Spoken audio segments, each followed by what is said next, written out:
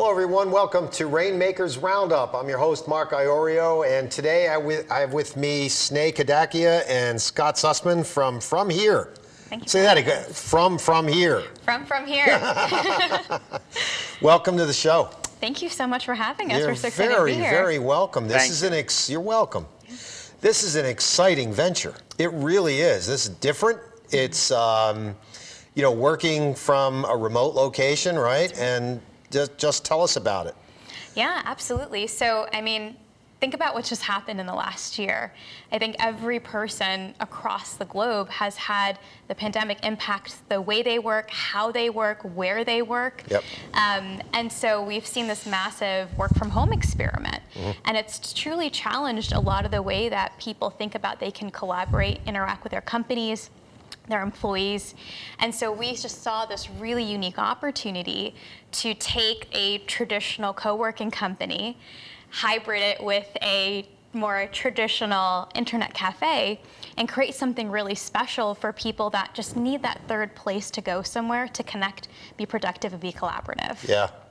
It's really cool, Scott, because I think a lot of people that use organizations where they rent the space for a period of time, where they're committed to a fairly lengthy period of time, are a little bit skeptical of that. But from here is a little different, isn't it? Tell us about that. It is. Our model really turns the traditional co-working on its head. We're really focused on the individual and meeting people where they are today, making sure that they have a spot to work, whether they need it, a couple days a week or every other week or just one time. Really, right. We want to meet people where they are and make sure that they have a spot where they can be productive. Yeah. A spot where we're not looking for that Monday to Friday 9 to 5 commitment. We're looking for somebody to come in when they need it. When they have that important meeting or when they just need a couple hours to put their head down and get work done. Yeah, that's great. Your background's not exactly in the real estate industry, is it, Sneh? It's right. A little different. You took a little bit of a circuitous route. So tell us about that and how you came to form from here. Absolutely. So to your point, non-traditional background, started in neuroscience, wanted to be a doctor at one point, pivoted to a master's, wound up in HR. And I think it's really human resources that has provided actually a lot of the foundation for the problems that Scott and I are solving for today. Mm-hmm. Went into product and technology, and then just wound up in real estate. And really where we saw the opportunity, again, particularly going back to the pandemic, is the ability to pivot from thinking about how technology can help people to how technology plus space can help people today. Sure, yeah. Your background, Scott's a little different. I mean, you worked for WeWork, and you ran into Sneh, about a year, not even quite a year ago. So tell us that. That's a cool story. That's right. Yeah, so I did. I spent a year working for WeWork. I was managing a building for them in the financial district in New York City. Yeah. And really got to kind of feel the excitement of a startup. Right. And feel the excitement of getting to be with people and work with people and create experiences for people. My background before that, I was in hospitality. I was managing a hotel. Yeah. And I wanted to, the thing about WeWork and shared workspaces for me was that I got to have that hotel guest instead of for 1 or 2 nights for a month or 2 months and really get to know them and their inner workings and what they wanted and what they needed out of a space. Right. And then once kind of that situation with WeWork, and I was part of 2,500 of us, my colleagues were laid off, and I needed to transition and find something else. And I was actually working on a different project, and was in Princeton and met with a potential landlord for that project, and told him about my background, and he had just met with Sneh. He's like, you guys have to meet. Your background and what she's trying to do, and I just think it would work out really well, and maybe you can help her out, maybe you have some advice. And we met and clicked and was like, this is what we want to do. Yeah. This is the future of shared workspace, and especially in the suburbs, right? Yeah. Really focused on being in the suburbs and we started that conversation, and that was in June. Wow. And so, yeah. It's such a cool model. It really is just so different. It's disruptive. you know, shared workspace, a lot of people think that it's mostly like WeWork, right? But you've got 2 locations right now. And as you said, Sneh, a few minutes ago, it's kind of a combination between shared workspace, working away from home, but having the technology that you need when you go into a from here space. So tell us about that, because a lot of people think, you know, if I go to a workspace, you know, I don't have internet access, or they have limited internet access at home. So this is very cool. Yeah, no, thank you. And that's what we're solving for, right? So, you know, if you think about it, outside of a traditional office or a co-working space, your options were usually a coffee shop. If you take a coffee shop, you walk in, are you going to get a seat? Is there going to be a reliable internet? Is there going to be a power outlet? Are you going to be able to have a productive noisy conversation? Exactly. Yeah. And so, you know, we thought about that model and we said, look, we can still apply a retail type model to co-working, but really ensure that these spaces are properly equipped. Right. So to your point, everything from small meeting pods, personal pods, so that people can meet individually or as a group, ensuring that those rooms are equipped with monitors and conferencing equipment. Yeah. And then most importantly, for those that are just dropping in by the hour or by the day, whether it's proper Wi-Fi, safe Wi-Fi, and secure Wi-Fi, which is very important. Sure. A power outlet, right? Yep. We're still highly dependent on those. And then more importantly, for those that are spending the day with us, the ability to have a secondary monitor, which is what we found to be one of the biggest things. Secondary monitor and an ergonomic chair. And so Scott and I are really solving for those things to make sure that even though they're working in a space that might not be their own, they have all the comforts of home plus the technology they need to be successful. Yeah, I love it. I really do. Who are you going after, Scott? What's the typical target market for you guys? That's such a great question. Because of our model, we really have the opportunity to go after so many different people and so many different types of people and so many different types of jobs. And more than the type of person, it's really a use case, and making sure that it's not the person. It could be the person who was commuting 5 days a week, and now they're commuting 1 to 3 days a week. And what are they doing those other days that they need to get out of their house or have that important meeting? Or it's a solo entrepreneur who's starting a company and needs space to take a couple phone calls. It's it really makes for a use case where maybe it's a lawyer or it's an accountant, or it could really be anybody who just needs space for a couple hours, for a couple days to get something done. Yeah, that's cool. I mean, explain the space, Sneh, for Sure. the viewers out there. You've got one in Plainfield, right? And then there's another one in Princeton Junction. Princeton Junction. That's right. So does that mean all the cities are all starting with P's? Is that what's going on here or not? Yeah, I mean, I think that might just be our lucky letter, So fortunately. Pennington, Princeton Junction. We can only hope. Yeah. I think for us, right, when we started scouting out locations, we were really thoughtful. And I think this is where the idea of the internet cafe is what we're trying to revitalize and revolutionize. We want to be within communities where we know we're near train stations, we're near residential communities, we're in downtown areas, we're on other businesses that we can either support or that supplement what we're doing on site. So we're really thoughtful about where we're located. We don't want to be off of that highway in a corporate building hidden from everyone else. Yeah. And so from that perspective, again, we have really thought about commercial real estate and where we want to be. Specifically with the space, right, we're looking at somewhere between 3,000 and 5,000 square feet. Okay.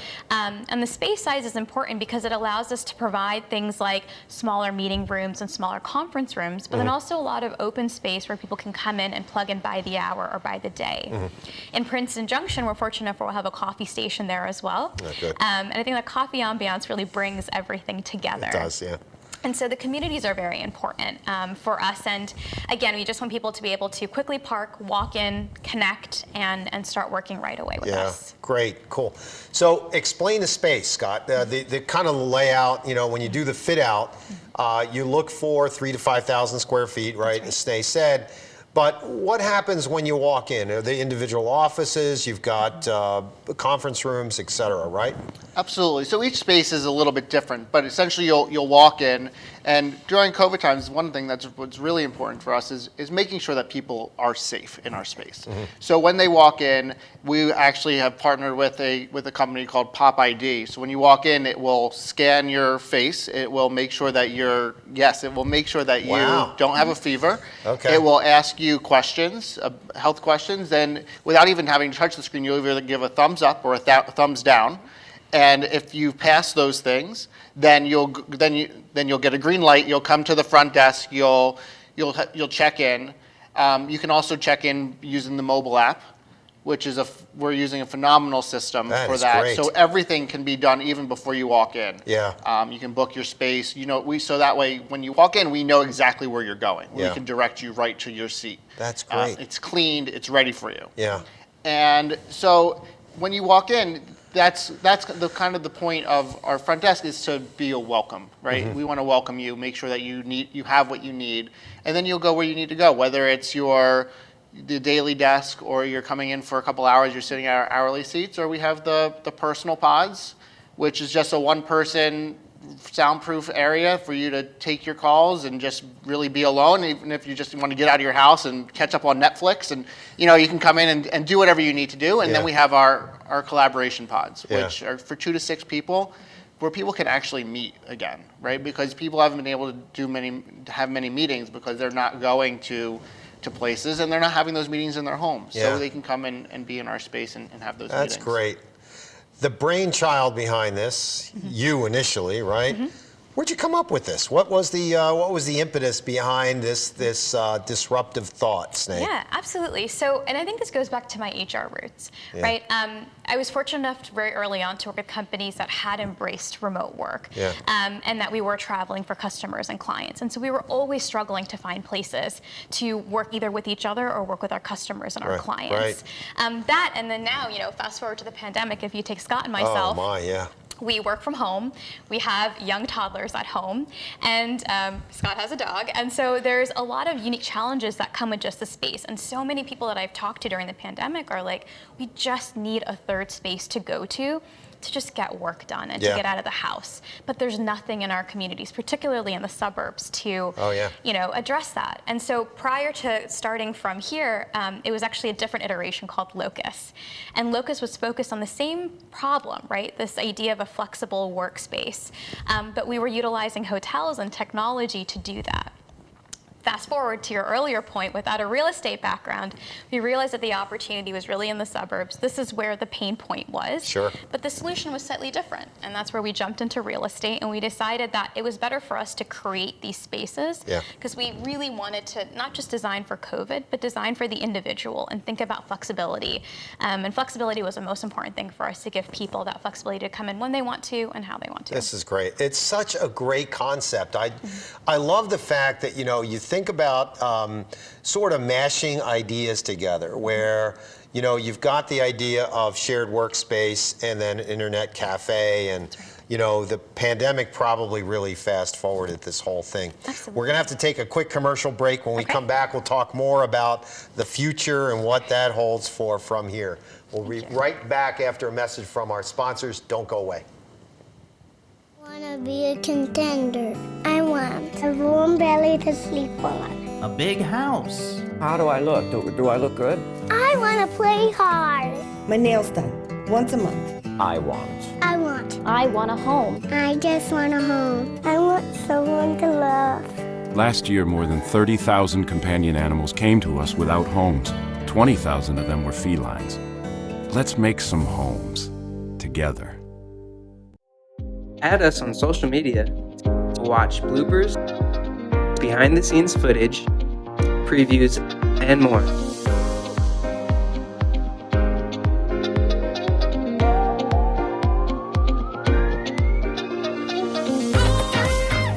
Choosing Medicare coverage can be a very confusing and complicated process.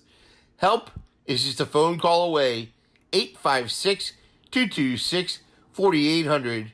As a licensed insurance agent, I'll assist you in making an informed and confident decision on a Medicare plan that meets your needs, lifestyle, and budget. Call me today for a free, no obligation Medicare benefits consultation. 856-226-4800. Boardwalks built for... Welcome back to Rainmakers Roundup. I am your host, Mark Iorio. We're talking to Sneh Kadakia and Scott Sussman from here. That's right. I love that. Gives you a moment to think about it. Yeah, first. exactly.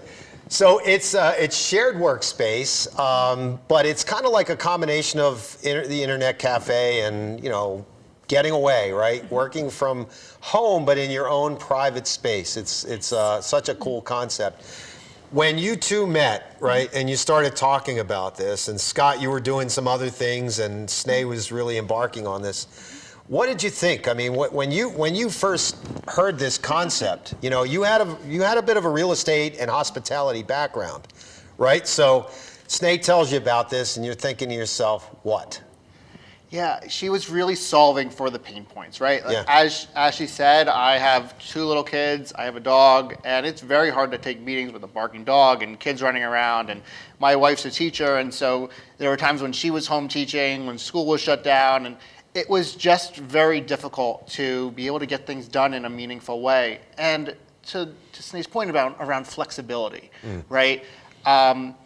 That I didn't want to be a part of something that was a commitment. Whereas a Monday to Friday, 9 to 5 commitment, you have your own office, you have your own desk. But this is totally turning that on its head, right? Because yes, you have the ability to buy bulk credits, but it's not a use it or lose it type of model. You have a year to use those credits. Okay. And so really we want people who are in the space and paying for the space to be using that space. Mm-hmm. And that's really was the key for me in wanting to join, was that we were offering something different. We were doing something a little bit disruptive, and we were entering into markets and into communities that needed something like this. Right. And my background in hospitality and shared workspace, and also I was on the board of a number of organizations, and being a part of a community and giving back to a community was so important to me. Yeah. And really was Sneh's passion as well, that we could make a difference in these communities and do something. And that's really what kind of drew me in and made me want to be a part of it. And you know, we've gotten pretty far together. Yeah, you have. In 6 months, you've gotten very far. I mean, you know, you just think about, you know, the whole idea of building a business, right? Mm-hmm. Becoming an entrepreneur and finding the space, you know, building out your business plan, finding the space, probably raising some capital, right? Yes. You needed to do that. Not only finding the space, but thinking about conceptually what the space is going to look like, and then doing the fit out. That had to be something pretty unique for you. Yes, absolutely. I mean, to be fair, right? Again, this is none of our backgrounds, but I think that Scott and I were quick reads, and I think and quick learns. And I think that's one of the things I saw when I partnered with Scott, outside of really wanting to sell him the idea, because 1, I wanted a partner in crime, and 2, I knew his background, and so he had been there and done that. So I wanted to make sure that I wasn't just circling in my own ideas, but to your point, we've learned so much. And I think what's most important is that we found people that actually were willing to listen, to give us ideas, to share feedback, to connect us with other people. Mm-hmm. And I think that's actually what took, what I would say is about 2 to 3 years worth of work, and truly actually condensed it, if I had to be honest, within 3 to 4 months. Wow. And it's those connections. And so Scott and I are learning about mechanical engineering and plumbing and HVAC and how much it costs to fit out a space. But fortunately, everyone that's been with us has been both a teacher as well as a partner. Yeah. And I think we've just picked up an absorbent amount of information very, very quickly. This is kind of the kickoff, right? This show and, you know, the name and everything is kind of the kickoff for this. Now, this show is going to air next week, right? And we're going to hopefully put this on the website and get this word spread out so it can help you as business development and operations, and help you as the founder and CEO get the word out. So tell me a little bit about the passion for doing what you're doing and why you're doing it. Yeah, and I think this goes back to what Scott was just talking about, in which we really see ourselves as actually the primary customers, right? Yeah. We feel the pain points. We understand what people are going through. We want to solve for our friends and our family and our colleagues. Yeah. And then more importantly, especially when you take our first opportunity, our flagship in Plainfield, that for us, I think, was such an exciting opportunity to partner with tenant managers on that, because we're able to provide a community with essential services. Not everyone has a privilege of having, secure internet, power outlets, a place to go that's professional, that's quiet, that's safe, that's hygienic to work from, or honestly to study from, right? We're not just looking at professionals, we're also looking at college age and master age students. Interesting. I hadn't thought of that. And so it really gives people who don't have access to those services and solutions access. Yeah. And so that was a really important thing for us, as well as just bringing people together, right? The pandemic has made it almost impossible for us to meet new people, to collaborate, to share ideas, and we don't want people to lose all of that, even though there are so many benefits to working remotely when it comes to your personal lifestyle and your family. Yeah. What's the business development effort like? What are you doing in terms of like social media, getting the word out, knocking on doors, making, I guess you would be making outbound phone calls. You still doing that stuff? There's a lot of that, right? I mean, it's a lot about, right now, our initial focus within business development was really around partnerships, was bringing people in who wanted to be a part of this, who saw the future, who could kind of really buy in to what we were selling and what we were creating. Okay. And what that was that we were, instead of just having, 5,000 square feet with 10 companies and 50 people, we were having hundreds of people cycling through the space. So that was really exciting to a number of different companies who wanted to be in our spaces and showcase their products, whether it's furniture companies that no longer had people going to their showrooms in New York City. They wanted to have a space outside of the city that people were actually going to use. So we've partnered with, a furniture company like Han, who they're helping us out with a number of different of our spaces, our hourly spaces, our lounge spaces, to make sure that people feel comfortable, and then hopefully that there's people who are in there that use those spaces who then want to purchase that stuff. Working with with technology, making sure that we have really good partners and creating an easy space for people to use. We've again, back on the furniture, in our daily spaces, we're working with a company called Poppin, and they have these amazing adjustable desks. So if you're sitting there for the day, you push a button, you want to stand for a little bit and work, you push the button and your desk will raise up.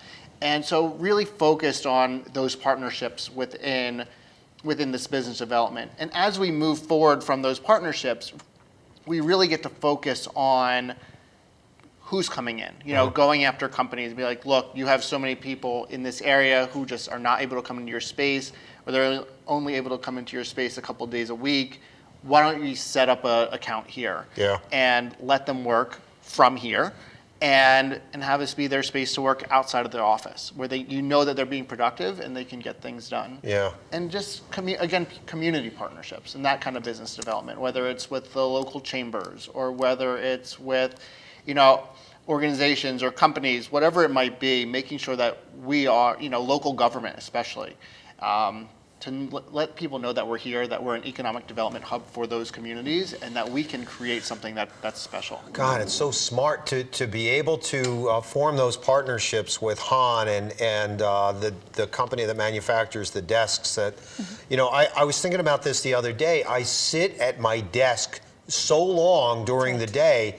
I need to physically get up and walk away, because you have Zoom call after Zoom call after Zoom call, and you look up and it's like, oh my God, I've been here for 4 hours. Not healthy. No. That's not healthy. So it's pretty cool that you guys are partnering, because you get a chance and give people a chance to use the equipment and the technology that you were talking about. What's the future hold? What does that look like, if you can paint the picture for the audience? Yeah, I mean, a couple of things, right? When we're specifically even thinking about just the individual, our ability to create a network of locations allows people, again, the flexibility to move around and truly work from anywhere. Yeah. I would say, to Scott's point, what we're really thinking about is how do we continue to solve for the individual, right? Right now, we know that it's daily desks and hourly desks and conference rooms, but as the future of work continues to shape, what are the other services and partnerships and things that we can bring into the space that's going to continue to allow people to be, productive and collaborative from where they need to be? Right. We really see ourselves as almost a lifestyle in many ways, and we know that as, particularly from my HR background and a lot of the companies that I've been talking to, they're shifting from, a commuter's benefit to a lifestyle benefit. Sure. Here's an X amount of money a month, and because you're working from home, you can use it to outfit your office, to get lunch, whatever that might be, go to the gym. And so how do we become a part of those lifestyle benefit conversations to reduce the friction of you paying versus your company or employer supporting and sponsoring you? Right, exactly. And I think that's really what the ultimate goal for us is to be seen as almost an extension of your benefits. Yeah. So you want to take what you've done in Princeton Junction, what you've done in Plainfield, and replicate that elsewhere, right? And, yes. But you want to obviously have a lot of clients in both spaces, and then you can build upon that, right? Is that what you're looking for? Absolutely. And with the goal of growing and having more spaces and getting potentially into a franchise model where maybe you have space, or maybe you're looking to be an entrepreneur and you want to take one of these spaces, and we have that playbook for you to take and create that in your community. Yeah. And be able to help people do that. If you were to talk to two people that were in similar situations as you and Scott, Sneh, what would you say to them? What would the message to the audience be? Like, think about this before you start working from home and you've got kids running around, or the TV's in the background and you've got a dog. A lot of times people say there's cats like jumping up on the screen. I'm like, what are you doing? I mean, and I was on a Zoom call the other day with a woman, and she said, I'm in casual mode. I'm like, you have a hoodie on, girl. Yeah, she had a hoodie on. Yeah. So what would you say to people out there that would be potential clients for From Here? Yeah, absolutely. And look, I think the beauty is that the threshold for professionalism and comfort has slowly come down. And honestly, I've seen more people be themselves the last couple of months than ever. So I genuinely think that some of those boundaries have come down. But I would say, especially to potential customers who are looking to frequent the space, we've really tried to create a space for you in mind. We've given you a multiple set of solutions and work zones and casual zones to try to adapt to what you're looking for. Yeah. But at the same time, we want your feedback, right? Come into our space, experience it, and tell us what works, what didn't, and what could be better. Yeah. I think that's what's going to make this company stronger and our services and our solutions stronger. Yeah. But more importantly, just take a break from your home. I think that's the most, get that space, miss your home, miss your spouse, miss your child, and take that ability to really go to a third space to honestly just cleanse your palate and hit the reset button. Yeah. Well, I love what you guys have come up with. I really do. I am so happy for both of you, and I know it's going to be wildly successful. I really do. We're coming to the end of the show, unfortunately. I could talk to you all day about this. Good luck, really. I mean, it's just going to be a great effort, and From Here is going to be, I think one day we're going to be talking about this, maybe a couple years from now, and you might be in a position where you're IPO in this thing. Yeah. Who knows, right? Hey, we could only hope. I think the one thing I can say Scott and I have in common is that we are dreamers, right? Yeah. I think that you have to think about how to execute today, but more importantly, where you want to bring your mission, right? Yeah. It could iterate into different things, Yeah. but we know what we want to do, and we really want to help people be productive and successful. You guys are really inspirational. You really are. It's really been fun. Why don't you tell everyone how to get in touch with From Here and Absolutely. Yeah. So if you'd like to get in touch with Scott and myself, you could reach us directly through email. My email address is going to be sneh@fromhere.today, or you can reach Scott at scott@fromhere.today. We'd love to hear from you, whether you'd want to partner with us, you're interested in being a customer, or you can see an amazing use case in your property. Wonderful. Thanks, Sneh. Thank you. Thanks, Scott. It was great. You're welcome. Great show. Great show. And a great concept. So fromhere.today, right? That's what we're looking for. And they're both on LinkedIn, so look them up. It's a great concept. Plainfield right now and Princeton Junction, okay? All right, ladies and gentlemen, that is a wrap for Rainmakers Roundup. We'll see you next week. Have a safe week, everyone.